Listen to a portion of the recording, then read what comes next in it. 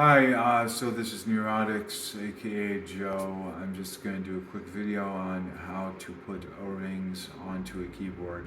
It's pretty easy. You get your switch port, which I included, and you can hold it like this, or I prefer to put it over my knuckle like that and make a fist. So kind of like that. And then you just push down on the key, hold the board down, pull it off, keep the keycap.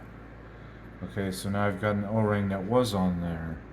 To put it on, you get the stem, you line it up over it, and the best way is to just push down with your thumb pretty hard. Now it's on there, but it's not on there all the way. So what you do is you put it on your switch and you push down all the way.